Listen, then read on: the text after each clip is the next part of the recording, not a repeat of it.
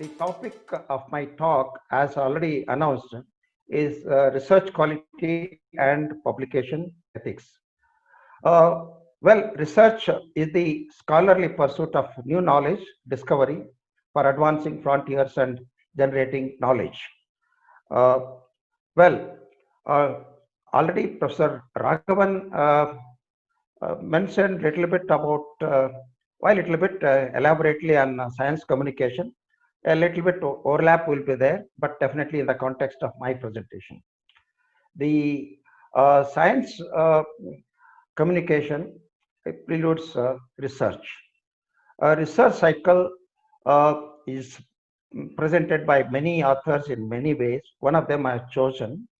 It starts with the identification of the knowledge, example, understanding of the literature review, etc. Then creation of the knowledge, that is professional researchers usually behind the closed doors, they do experiment, they conduct, carry research, etc. Then quality assurance of knowledge, that is sort of a publication process, etc. Um, then dissemination of knowledge, further leading for the new research, and its cycle goes on. How the research functions, let us see. I'll be brief here because anyway, Professor Raghavan has already covered. Designing and then conducting the research and publishing uh, with the foundation for the funding by government or the institution, or the regulation controlled by government or the institution itself. Applications like for public or private or personal. And then let us see what is the research quality. The research quality, research integrity, science quality, science integrity, publication ethics, more or less they talk one way or the other the same thing.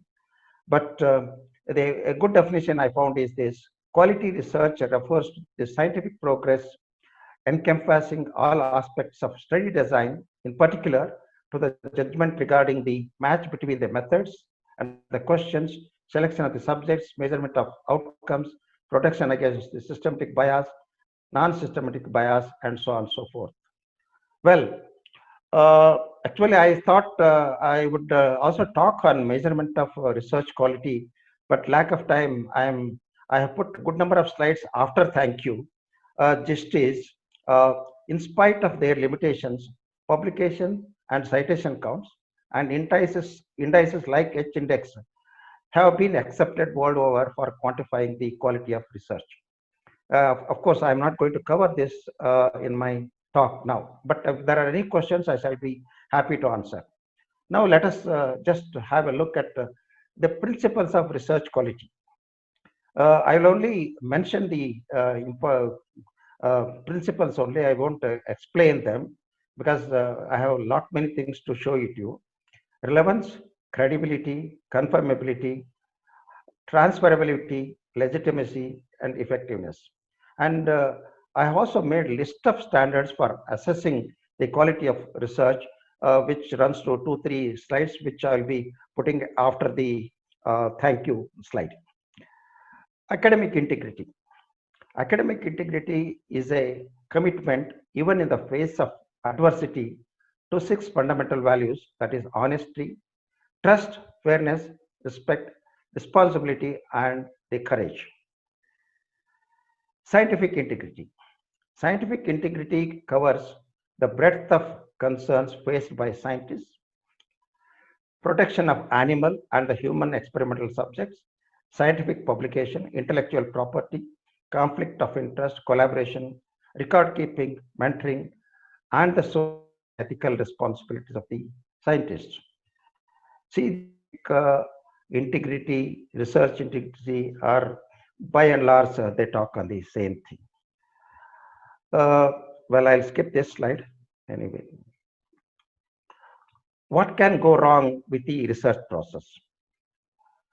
In the process of designing the or selecting the topic, poor design, it could be design bias, or it could be without any approval at all, or unmanaged conflict of interest. In the process of conducting the research and results coming out, you may fabricate the results in by many ways, which I'll be explaining it further, or falsify the data or something of that kind, incomplete records, rules violations,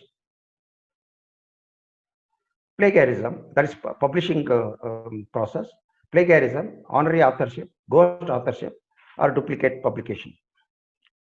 Well, I don't spend my most of my time in explaining because some of them are obvious. So I also what I have done is in this slide I have tick marked some items. Although other it doesn't mean that other points are less important. For example, overlooked what do you call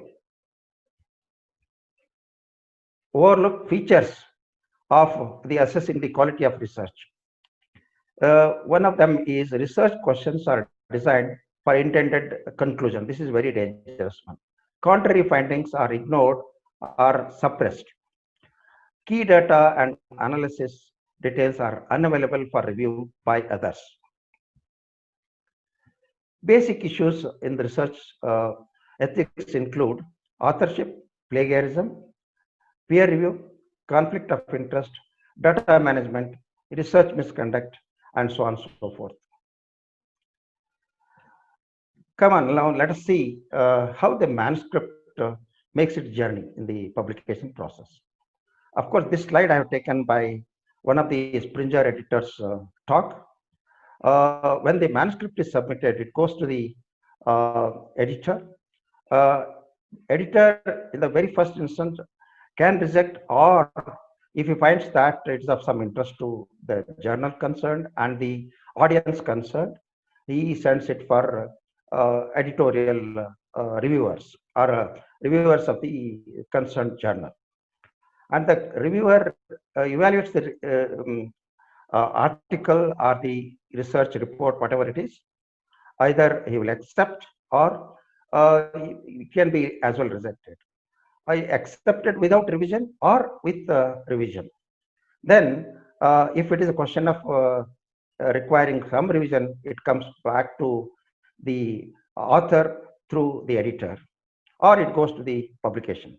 Usually, uh, the this process it takes about 2 to 12 months. Nowadays, the time is a bit less. Peer review is a very positive process, and rejection and revisions are integral part of review process. So we do, if something comes with a revision, even though I am the director or I am HOD, etc., you don't have to take it in a wrong sense. The acceptance without any form of revision is a very rare. 2, 3 reviews are very common. Peer review process. Let us see what are things involved in this process. Peer review is a process by research journals to assess the quality of and the validity of research manuscript. Well, peer review process should maintain. This is very important. This comes under the publication ethics. Confidentiality and the protection of the intellectual property. Be double-blinded, as Professor Raghavan mentioned, and reviewers should be impartial, but constructive suggestions are most welcome by the reviewers. Reviewers must report potential conflict of interest to editorial office. This is very important because conflict of interest from the point of view of reviewers is very dangerous. If suppose he knows the author's institute or author's boss for with whom he has got a good relation, and that should not come in the way of proper reviewing of the concerned or rejecting the other way around. Reviewing is significant professional activity. Well, although I'm not going to present this slide, but you can see the duties of editors or the duties of the reviewers or duties of the authors in the context of reviewing process. Publication ethics facilitate high quality scientific publication. These are the advantages. Ensure public trust and integrity in research findings. Peer review integrity ensure high quality publications and stop concerned malpractices. Ethical issues are a shared problem of all involved in the research and publishing. Well, here is a slide which I have taken from somebody, that is Enago Academy or something, right? Which has listed very exhaustively the ethics concerned. There is maybe data falsification, authorship issues, conflict of interest, no informed contest, duplicate submission, and so on and so forth. Research misconduct. This research misconduct is defined by many authors in many ways. But basically, it includes fabrication, that is making of research data and the results and recording or reporting them. Falsification, manipulating or changing the research materials, and for that matter, even the data or even the equipment. You can calibration, using the calibration, you can change that itself and get the results what you intend to get it, although it's not the case. Then well-known plagiarism, that is copying or stealing the other's ideas, the processes, etc., without giving the credit. Uh, Types of plagiarism and other forms of research misconduct, I have put at the end of after the concern. That's a thank you slide. You can see them later on. Most research misconduct begins before the paper is published itself. We'll come to know only after the publication of the paper. Types of plagiarism. Well, it could be a blatant, just copying everything without giving acknowledgement. Like a potluck paper, you take one idea from one paper, another idea from another paper, put them as if it is your own. Word switching, alter keywords and the phrases, but the idea and the findings are the same. It's a mosaic, or the labor of laziness, one can call. Paraphrase most papers and put it in a different form as if it's yours. Self-stealing, you have got published your own paper, you copy the same thing and put it as a different paper with slight changes. Ghost writer, so writing for someone else. That's called.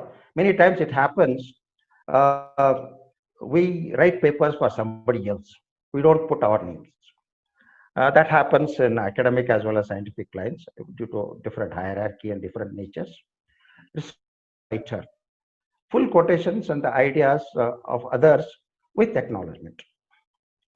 The misinformer, provide inaccurate information regarding source. True perfect phrase, no quotations but cite. Quotations at all, but citing is there. Research misconduct, not acceptable. Why? It's likely to add false information into the display. Individuals rely on that information likely to aggravate the further misconduct. You yourself has done the research misconduct.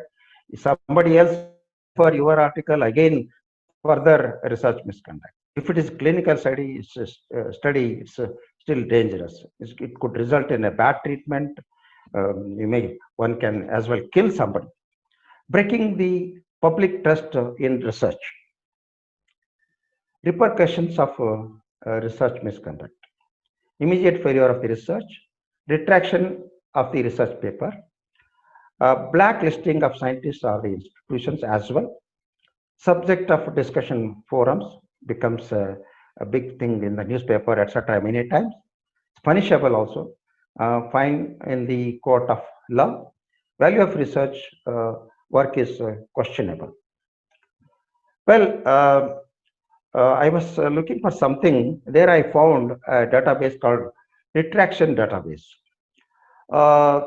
This gives the list of all the articles who have been accepted, published, and later on retracted. When I searched by India, I found something around 1200 articles which have been published earlier but have been retracted later on for various reasons.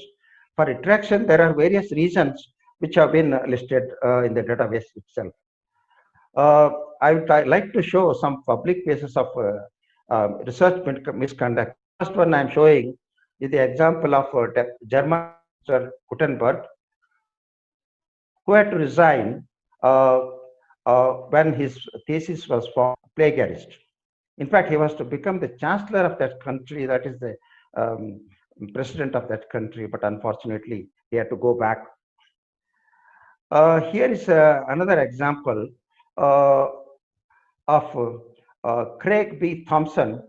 Because of research misconduct, especially the concerned field like in the cancer treatment, uh, he had to face a lawsuit of, I don't know, I can't even count that, so many dollars. You can see one nine zeros lawsuit. There is another one, Indian, of course, abroad probably, Deepak Das. Uh, it was in the medicine and cardiovascular thing, falsified evidence of the benefit by drinking red wine. Uh, Tens of thousands of women given wrong medical advice. This is the bad effect of that. Then, in our country, UGC has taken a good initiative to prevent the research misconduct. In fact, I happened to listen to as well. He happened to listen to my talk. Professor Patwardhan, the vice chairman of UGC. There was an interesting discussion for 2.5 hours because we traveled in a car for a long time. Uh, well, what they have done is now he told quite a few things, wherein in my talk, I had mentioned that UGC is in one way uh, responsible for the low quality of the research by Indian researchers. He fully agreed with me, and further he went to say that nearly for the last 15 to 20 years, we have produced junk, maybe I don't know, some 20%, 30%, 40%, something like that kind he was telling. To cut down that, they have taken some new initiatives.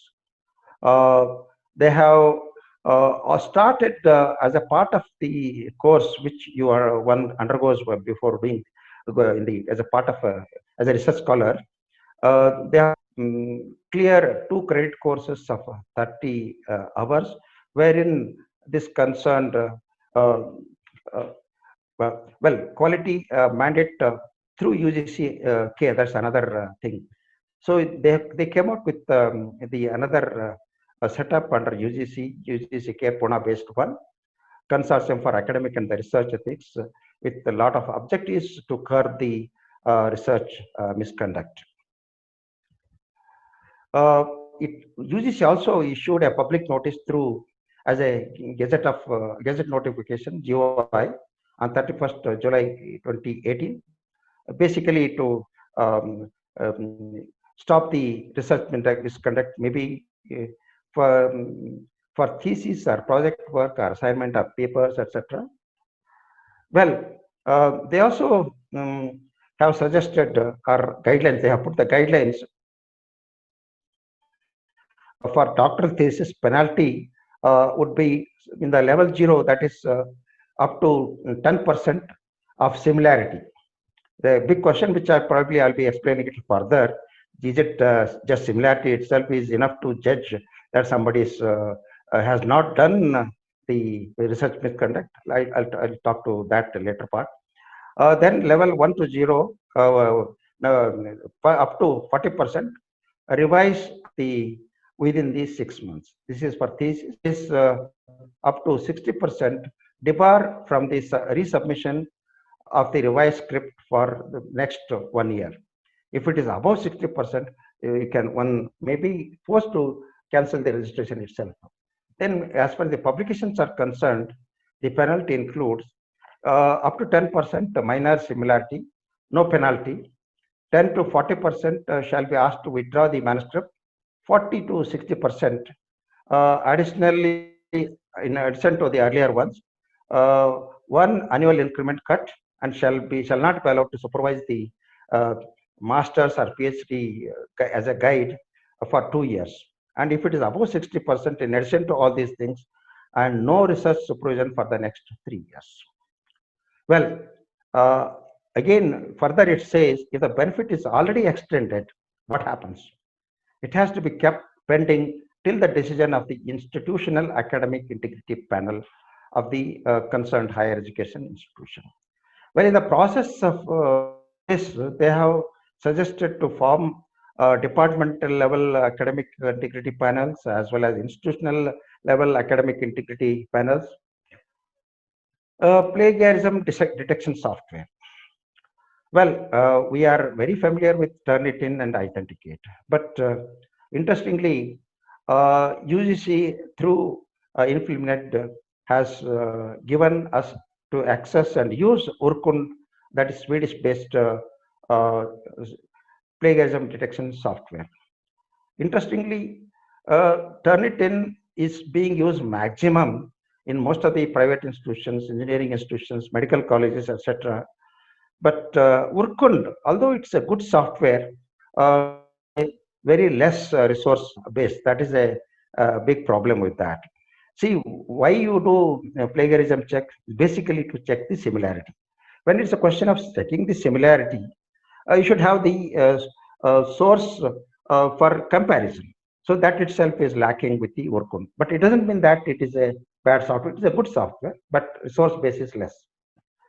Now, uh, authorship issues are concerned. Authorship for significant quantity. This, of course, Professor Raghavan mentioned about it. Uh, I would like to only say authors are responsible for article content. This is a very important point because we have seen in Indian scenario also big people like somebody from IAC or some CSR institutions or some universities. They never had a problem as a co-author with a research scholar or a faculty member. Some question, some problem crops up, then the even IAC big boss also told that, oh, this fellow has published this article without my knowledge at all. This is what he said. If you are willing to take credit, you should also take the responsibility. This is the message to those people. Okay. Questionable authors. Funding, collection of data, or general supervision of research group does not justify for the authorship. Guest authorship. Already I mentioned about that. Even that, if suppose somebody gives the facility, you don't have to give it. Honorary the gift authorship included as an author based on a minimum association with the study. Ghost authorship already I explained.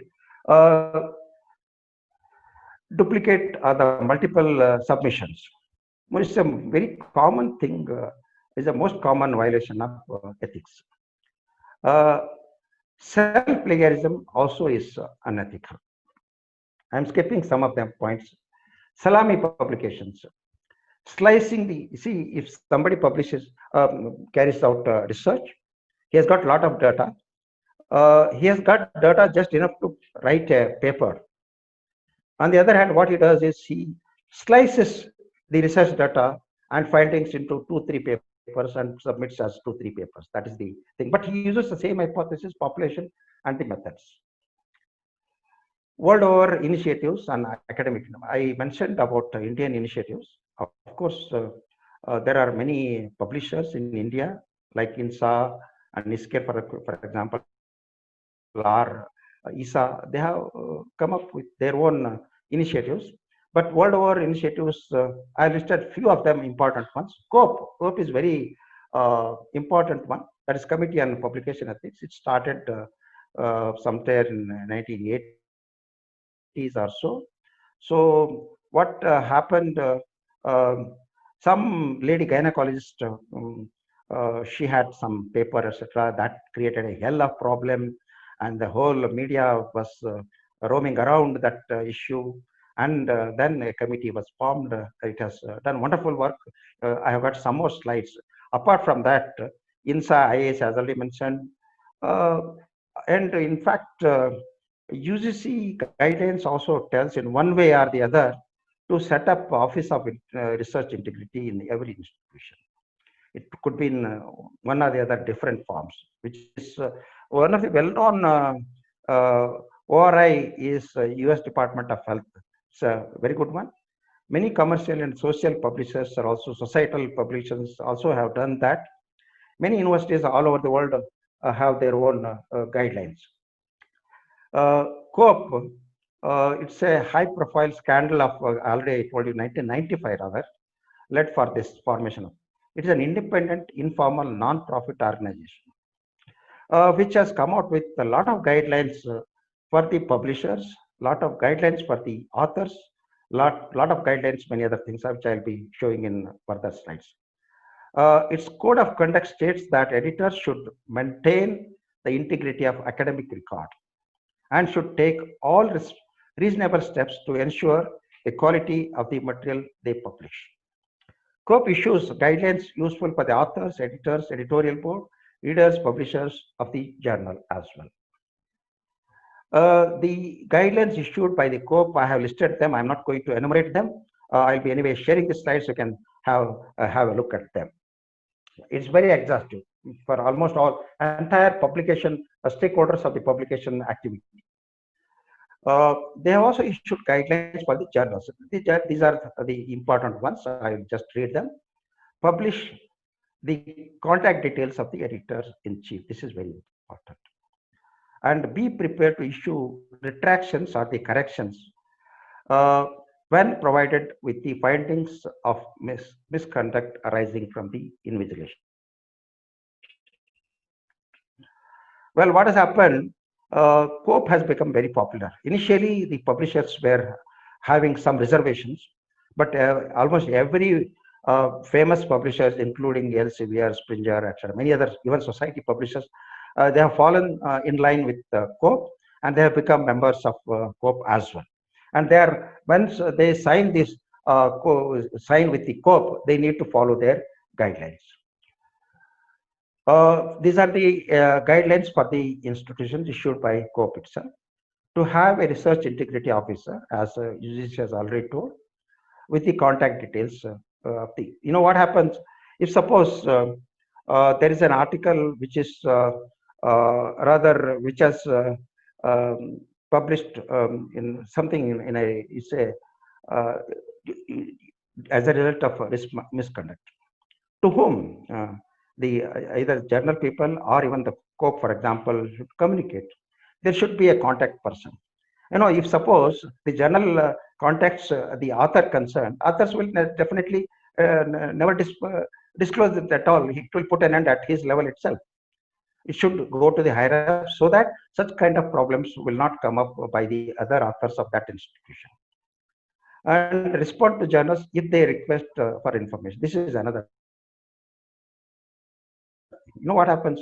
Sometimes you send an article and that is having some misconduct, and they write back to them, and they, then onwards the author keeps mum. That's there ends the chapter at all, and that's why they want sort of links. Initiate inquiries into allegation. This is another thing. Otherwise, you know what happens? They will stop that. This one there is no inquiry, no. Then it will also gives rise for further research misconduct by others as well. Well, apart from COPE, DOSA, and many other 3-4 institutions have together, they have come up with the guidelines for the journals. The principles of transparency covering a whole lot of things. I have listed them. You can go through them. I will not read them. This is an Elsevier's initiative. Make your research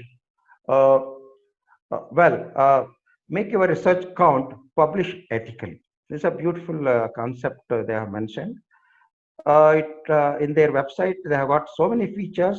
They have put introduced an interactive quiz for the testing the ethics IQ, and they have put a lot of toolkit downloadable fact sheets and other things. They have put a lot of brochures and fact sheets so that authors can use for face this sort of problems. Another example by Elsevier itself. It's a make your research count, publish ethically. It's a good one.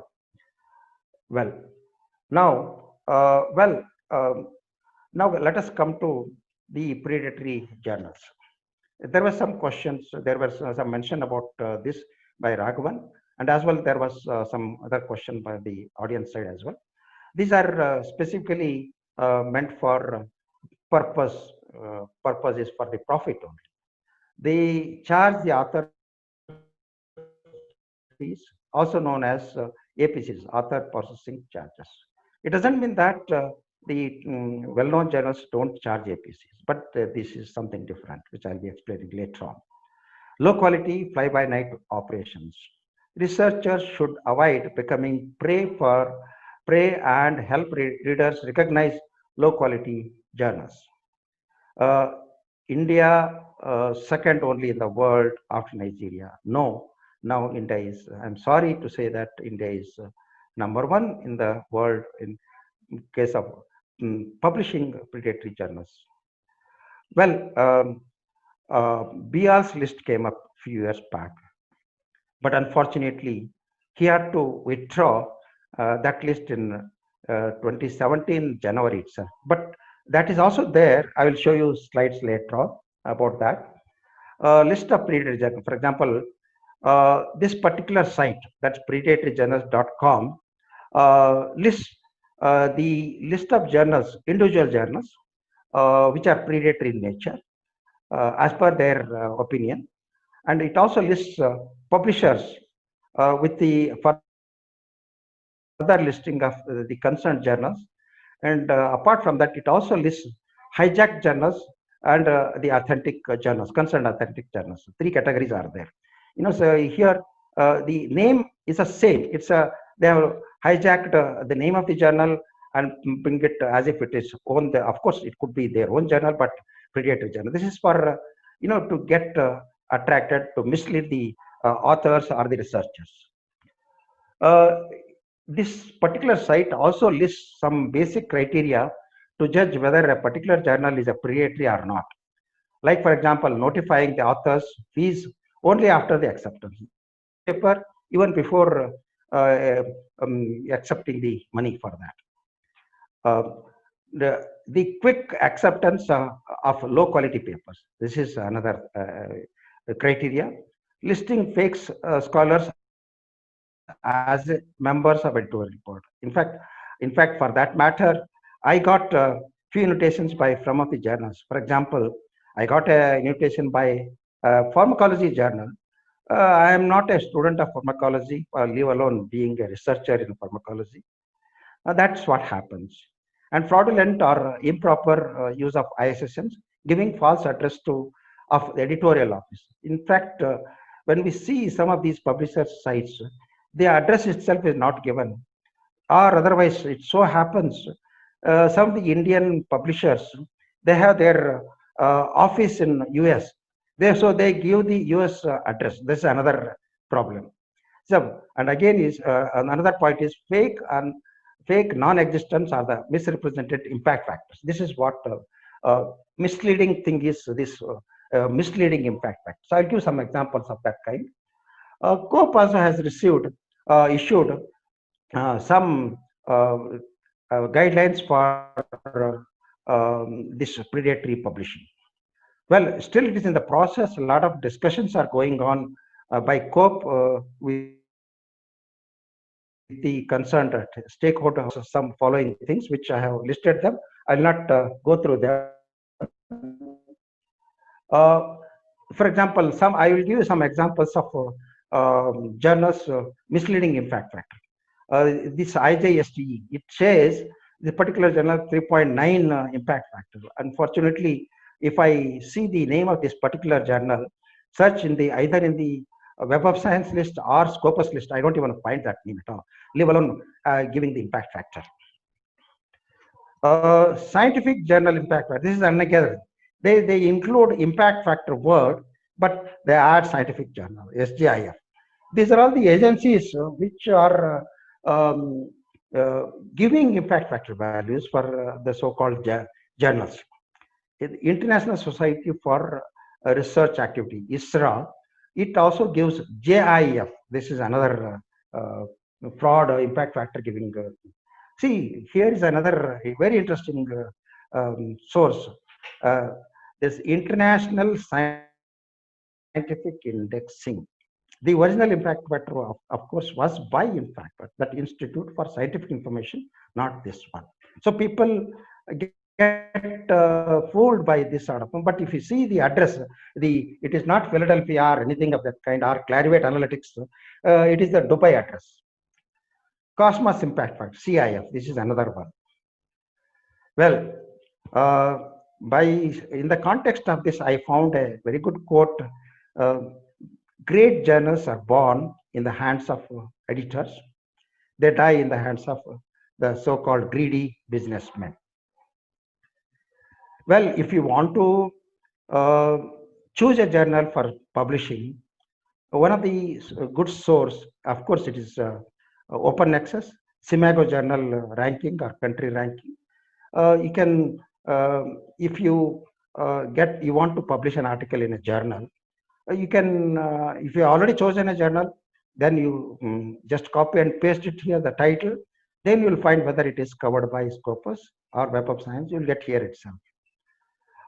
You can also use this site to, if suppose you have got some 4 or 5 choices or 10 choices of journals, which one to choose for your purpose. It also gives the journals in a chosen subject area or sub-subject with the ranking by SGR value or impact factor for that matter, or other kinds of ranking. Here is another example, indexing of false papers manipulating Google Scholar metrics.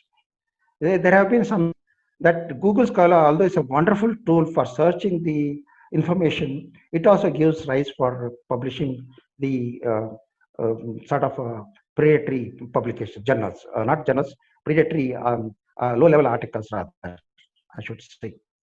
Suppose one author has published an article in some journal, he can as well put it as if it is another article through some site, as if it is a new article by itself. So it is only to increase the number of citations, etc. Here I have given some example. For example, before a study, one had about 862 citations. Later, it could get about 1297. So is the case increase in the H index as well. This I will skip anyway. Lesser offenses as far as publication ethics are concerned. Not sharing information. Science hypothetically is open for progress. Well, honest errors, some of them include, I'm sorry, I'm skipping some points. We can as well take up them in the discussion part as well. Honest errors like reagents may be wrong use of machine, or wrong interpretations. Or it could be a negligence as well. That's a negligence is really a greater concern. It could be due to haste, but carelessness, publishing the same results in multiple journals. Illegal or the non-scientific misconduct. Problems non-specific to scientists.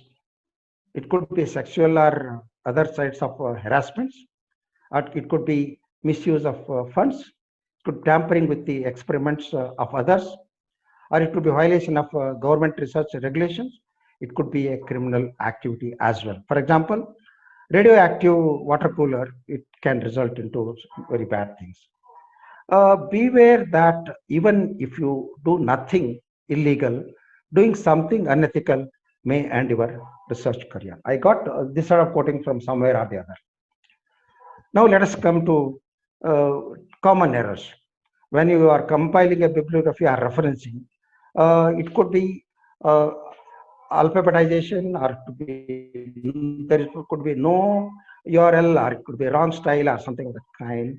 As far as the reference is concerned, it could be self-plagiarism, or otherwise some of them I have listed there.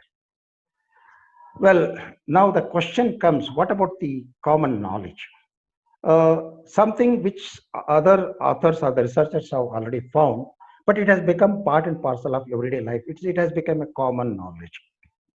So here I give a tree structure to decide what is common knowledge, what is not common knowledge. If ultimately you find that if it is a common knowledge, if you don't cite, then also it's not a problem. Okay. This I'm skipping. Solution for this problem.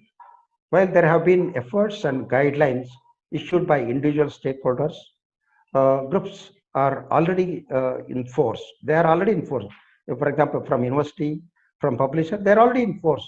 But a concerted efforts by all the stakeholders like funding agencies, uh, the research administrators, or the academic and research institutions, research supervisors, professional associations, and publishers with a mutually agreed guidelines can put a brake on research and publication misconduct. Well, I have come to almost last but one slide. This particular slide I have been using for the last 20 years or so in most of my talks concerned to this topic, the related topic. The conference report, well, a conference is a gathering of important people who singly can do nothing, but together decide that nothing can be done. This is a statement by Fred Allen. And thesis, uh, the average PhD thesis is nothing but a transference of bones from one graveyard to another. Well, this definition doesn't hold good much with a lot of precautions that is being taken by UGC and other concerned agencies in the world. College, college is a place where a professor's lecture notes go straight to the student's lecture notes without passing through the brains of either. Well, before I put this last slide, I would like to say that as far as the plagiarism detection softwares are concerned, what they give basically so many similarity, so much percentage, 20%, 30%, 40%, 50%. It's like that. But one can as well deceive them. In fact, I had an example wherein I helped a student. What he had done is, as far as the literature review is concerned, he had simply copied the abstracts of different articles and put them in an order. And that was the case. And when the plagiarism check was done, there was about 85%. So he told me, then what I did is I helped him to rewrite the abstract, same abstracts in my own word, in our own words. But we didn't change the abstract at all. We simply rewrote the abstracts in our own words. All of a sudden, the percentage came down to 8 or 9%. That's what happens. So what it means, uh, plagiarism checking softwares can check the word by word similarity or sentence by sentence similarity or paragraph by paragraph similarity. But if idea is stolen, it's very difficult to identify. If something else is stolen, some findings stolen, put it in a different way, or using different wording, etc., it's very difficult. But I tell you, one can miss the eyes of the plagiarism checking software, but we can never miss the eyes of a good research guide or the reviewer or the journal publisher, rather reviewers of the concerned journals. Well, that's what means. In fact, I have not put the concluding side also. Rather, I have put this particular. You can see what do you mean? My facts are wrong. The child is telling to either teacher or mother. We don't know. I just copied everything straight from the internet. Well, that ends this one. Of course, I can show some more things. This is another one, Marilyn Monroe, Andy Warhol. If you see, you can, by using Photoshop, etc., you can put them. Like that, there have been many examples. I will not get into those details. Let me wind up my presentation at this juncture. And let me thank once again the organizers as well as you all for having listened to my talk for such a, I don't know how much time now. What's time now? Now, I shall be happy. over to Mr. Dr. Mahesh for questions and moderation. Yeah, okay. See, again, as in the previous session, there were lots and lots of questions, and we have some of the questions are routine questions, and we have answered close to 100 questions on the chat window. And there were many questions that were general questions like, will this be repetitive in nature? Whether this presentation will be uploaded, and how to become a member of LIS Academy, and questions like that. So those, I think, will be responded to, and from what we heard initially was that the presentations will be uploaded. Now, coming to the questions that I had live for Dr. Gowda to answer. Apparently what happened was that in between I got logged out, and those flat questions have disappeared from that window. In fact, there was one question from Dr. Ashok Bantia also. I don't know if Dr. Konnur has that question. You can maybe raise it here, because that has been wiped out of my window here. Well, that is, you can do that a little later. But for now, to Dr. Gowda, see, there is one question which is about this UGC care list, which I thought is, can be taken live. The question is that UGC care list keeps modifying its list several times. So that seems to be a concern amongst some of the users here. So what is your take on that, Dr. Gowda, that the care list is being modified several times?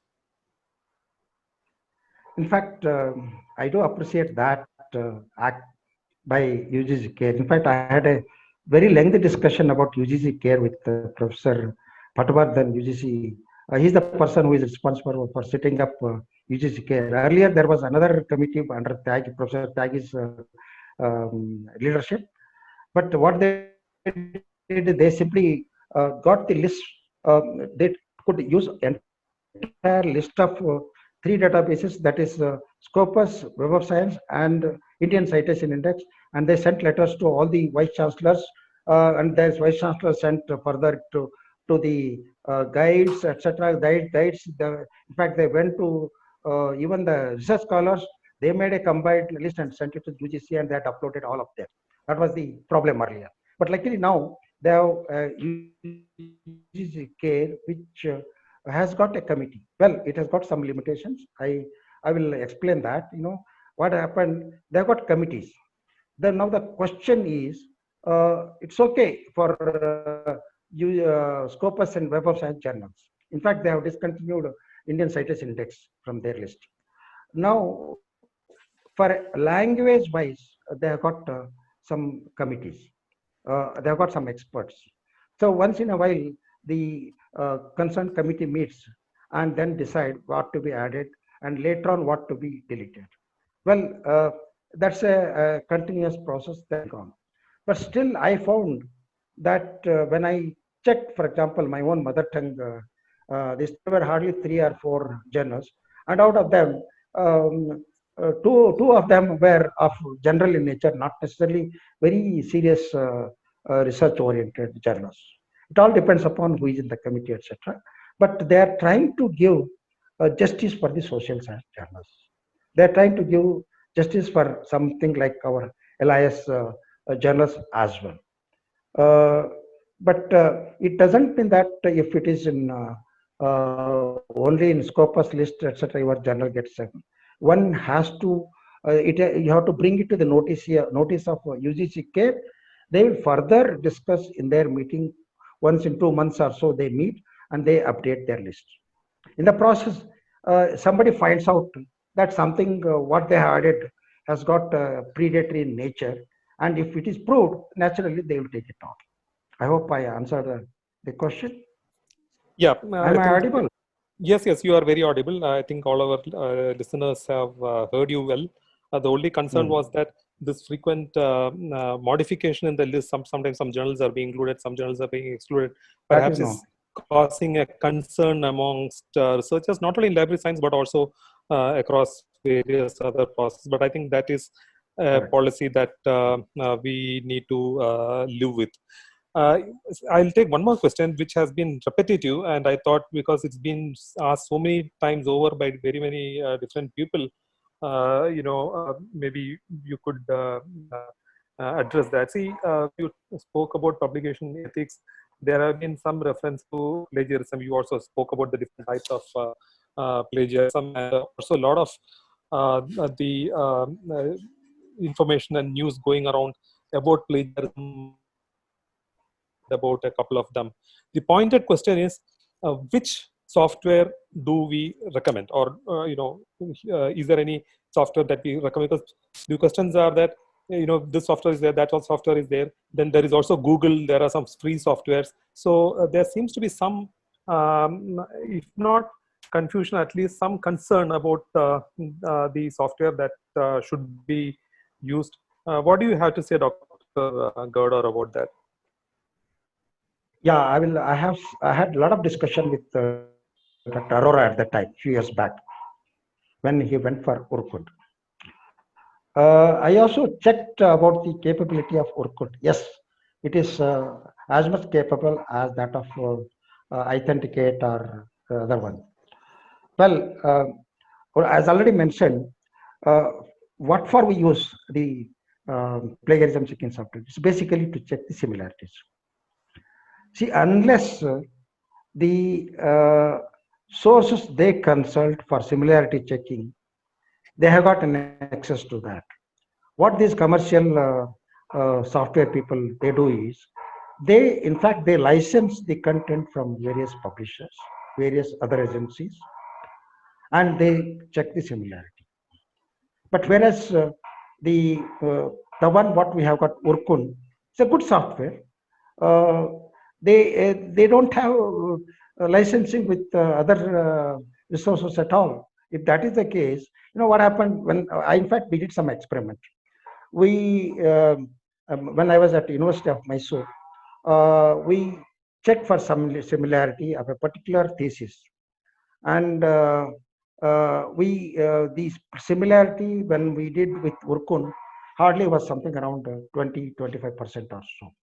When we did with Authenticate or Turnitin, it came to about 70%. This is what happens. In this regard, unfortunately, I don't know. UGC has given freedom to the universities to decide on the percentage, etc. Again, some universities have a different way of doing it. They have different percentage for introduction part.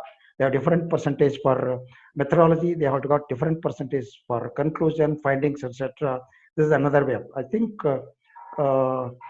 AMU is using that sort of thing. I feel. So it is again what boils down to is local committees, local these things, etc. You let UGC come out any sort of guidance of this kind, there are always a means of bypassing them. That much is sure. Okay, thank you, Dr. Gowda. And according also, to me, no, 1 minute. Yeah. I will come to that sure, point. According Sure, to sure. me, probably if we can license good software, commercial one, at the national level, or at least consortium level, that would be nice. I think Professor Konur has already taken some initiative in this matter as far as the VTU consortium is concerned. If we are to do that at the InflipNet level, or even if we do at NKRC level, that would be nice. What is happening is because it has been made compulsory, every college has gone on their own. When I spoke to at least 100 people, I have spoken here and there. Most of them they have chosen for Turnitin, and in fact, some of the universities, although they have got access to Urkun, they still access they license Turnitin. So the conclusion goes, probably at national level we should go for. I don't think that I am making propaganda for Turnitin. No, but it is already proven by many institutions that it's a good one. Okay. Yeah, I hope I answered. True. I think. Yeah. Surely you have. I think at the end of the day, it is not about the software itself. I think it's about the access that the software has to the many databases at the back end. So I think the more licenses that this software vendors has with multiple publishers, the more they would be able to search for similarity. On that note, I think I will stop with this question answer session. There are many more questions, but it is practically impossible to take more questions. But I will leave it to Mahesh, Konur here, because 1 minute. Yeah, Mahesh, 1 minute. Yes. Luckily, your as the moderator for our talk on this topic. Yourself being from the publishing institution like Niske, you bring out a good number of journals which are covered by Scopus as well. And Yeah. yourself are also editor of this one. I had a lot of Yeah. interaction, a lot of these things with Niske people in this matter.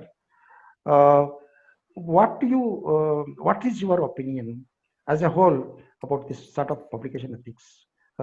As a editor, before you put up your mic, you can give one or two opinion of your own on the topic of my talk. Yeah, publication ethics has become a matter of greater concern today than what it was in the past. Maybe 10 or 15 years ago, nobody thought much about the plagiarism the way we are concerned about it today. What does that indicate? Does that indicate that today there is a lot more plagiarism than what was there in the past? I don't think that is the answer to that is yes.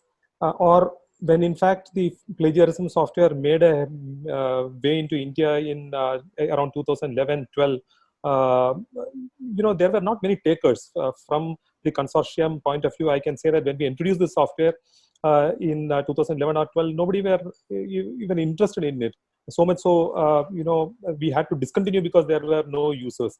Now, in about 7 or 8 years, we just every individual needs to have a plagiarism software. So what has suddenly happened in this whole ecosystem? That is something we need to debate and brainstorm about. Is it that the plagiarism has increased, or have there been other aspects that has made plagiarism tool so very important that we are spending a huge amount of money on plagiarism? So these are topics that will have multiple viewpoints. So I do not want to take a position as of now, but I think this is something that needs far more bigger debate. And personally speaking, I would say that plagiarism is a very, very small thing when we compare with other problems of data fabrication or data manipulation, which are far more serious than a very small thing like plagiarism, because plagiarism can be detected through one of these tools. But then things like data fabrication and falsification and other kinds of manipulation cannot be detected through this, and it takes a number of years, and by then a lot of damage is done. So when we talk about publication ethics, that should go beyond these tools. And as we know, ethics is something that is inculcated or that should be inculcated in researchers, and that is something that we should start very early than looking at tools and technology as the remedy for this. So that will be my take on this. I'll stop there and now pass this on to Dr. One Konur. In sentence. fact, one of the participants here has by mistake mentioned Dr. Konur as Dr. Kohinoor. He has mentioned that Dr. Kohinoor should please take care of conducting I think although it is a mistake, I think that mistake goes very well. Dr. Konur is actually a Kohinoor, a rare diamond. So on that lighter note, I pass it on to Dr. Konur to please take this forward and conclude the way you do for your webinars. Thank you very much. Thank you, Mahesh. In fact, I thank them for having given me a new name also.